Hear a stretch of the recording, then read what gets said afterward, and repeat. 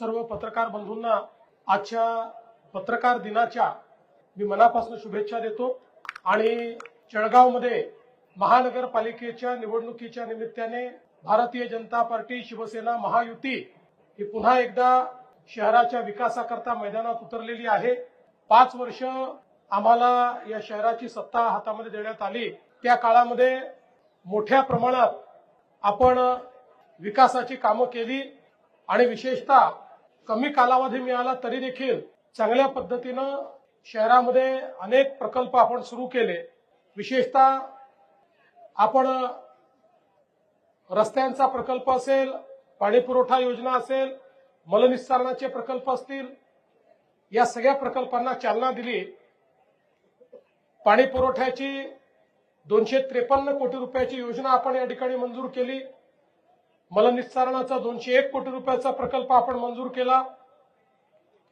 यामध्ये केवळ हे कागदावर नाही तर पुन्हा सरकार आल्यानंतर मोठ्या प्रमाणात आपण या ठिकाणी काम केलंय। 179 कोटी रुपयाच्या पिण्याच्या पाण्याच्या कामाची पाणी पुरवठ्याची वर्क ऑर्डर आपण नोव्हेंबरमध्ये दिली। मलनिस्सारणाची हरिविठ्ठल नाला इथे 293 कोटीची वर्क ऑर्डर देखील आपण नोव्हेंबरमध्ये दिलेली आहे। मलनिस्सारणाची पिंपराळा आणि खेडी नाला इथे 383 कोटी रुपयाची वर्क ऑर्डर आपण दिली आहे। पंपिंग स्टेशनची 172 कोटीची अशी जवळपास 884 कोटी रुपयाची कामं या ठिकाणी आपण या मलनिस्सारणाकरता जळगाव शहरामध्ये दिलेली आहेत। त्यासोबत आपण पीएम ई बस स्टेशन याचं 18 कोटी रुपये दिले। घनकचरा व्यवस्थापनाकरता 16.78 कोटी रुपये दिले। नगरोत्थानमधून रस्त्यांकरता 38 कोटी रुपये दिले। उद्यान सुशोभीकरणाकरता 5 कोटी दिले। स्टेट कॅन्सर सर्किटच्या अंतर्गत L3 सुविधामध्ये आपण 50 खाटाचं कॅन्सर रुग्णालय या ठिकाणी तयार करतो आहोत। सिमेंट कॉन्क्रीटचे रस्ते आपण तयार केले आहेत।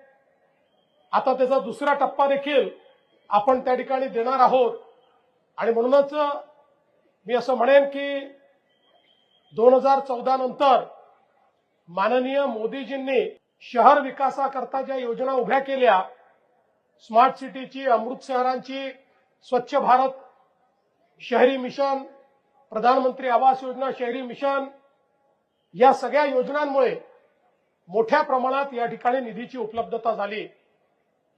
सन्माननीय गिरीश भाऊ असतील, गुलाब भाऊ असतील आणि आमचे आमदार राजूमामा भोळे असतील, या सगळ्यांच्या नेतृत्वामध्ये, सन्माननीय खासदारांच्या नेतृत्वामध्ये अतिशय चांगल्या पद्धतीनं विकासाचा प्रयत्न आम्ही केला आहे।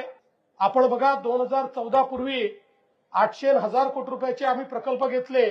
800,000 कोटी सोडा 50 कोटी रुपये देखील महानगरपालिकेला शासनाकडून मिळत नव्हते। आता हजार कोटी रुपयाचे प्रकल्प हे आपण हातामध्ये घेतले आहेत।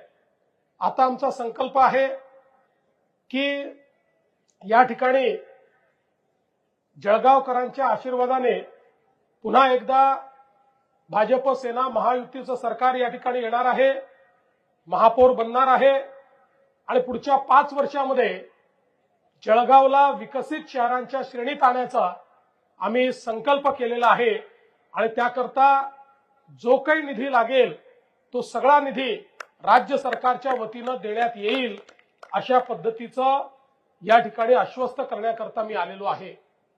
आम्हाला इथले रस्ते असतील, इथले पिण्याचं पाणी असेल, इथली उद्यानं असतील, या सगळ्या गोष्टी तर करायच्याच आहेत, पण त्यासोबत आपल्या तरुणांच्या हाताला काम देण्याकरता या भागामध्ये उद्योग आणायचे आहेत आणि त्याकरता आपण आता जळगाव जिल्ह्याला स्पेशल दर्जा दिलेला आहे।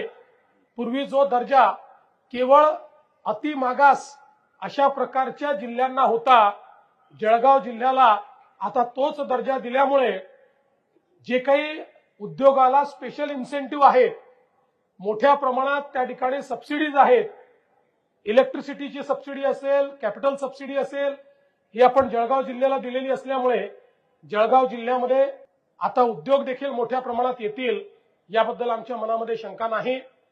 आज महाराष्ट्रामध्ये महायुतीचं सरकार काम करतंय। या सरकारवर विश्वास ठेवत नगरपालिकेच्या निवडणुकीमध्ये 75% नगरपालिका या महायुतीच्या हातात आल्या आहेत। जवळपास तेवढेच राज्यात नगरसेवक आमचे निवडून आलेले आहेत। एक प्रकारे महाराष्ट्रातल्या नागरी भागातल्या जनतेने एक मोठा विश्वास हा महायुतीवर दाखवलाय आणि आता 29 महानगरपालिकांमध्ये आम्ही जवळजवळ सगळ्या महानगरपालिका महायुती म्हणून या ठिकाणी जिंकू अशा प्रकारचा मला विश्वास आहे। मी पुन्हा एकदा जळगावकरांना आश्वस्त करतो, आम्ही जे सांगतो ते करतो। या ठिकाणी इतक्या वर्षाचं हुडकोचं कर्ज, ज्या कर्जामुळे ही महानगरपालिका डिफॉल्ट झाली होती आणि लोक म्हणायचे कर्ज कधीच संपू शकत नाही, पूर्ण देशामध्ये ही पहिली घटना आहे की एखाद्या महानगरपालिकेचं सगळं कर्ज हे राज्य सरकारने भरलं आणि पूर्ण महानगरपालिकेला कर्जमुक्त त्या ठिकाणी करण्याचं काम हे आपल्या सरकारच्या माध्यमातून केलंय। पुढेही अशाच प्रकारे जळगाव शहराच्या सर्वांगीण विकासाकरता आम्ही कार्यरत राहू हा विश्वास मी व्यक्त करतो आणि पुन्हा एकदा जळगावकरांनी आमच्यावर विश्वास दाखवावा अशी जळगावकरांना विनंती करून या ठिकाणी सर्व पत्रकारांचे आभार मानतो। धन्यवाद।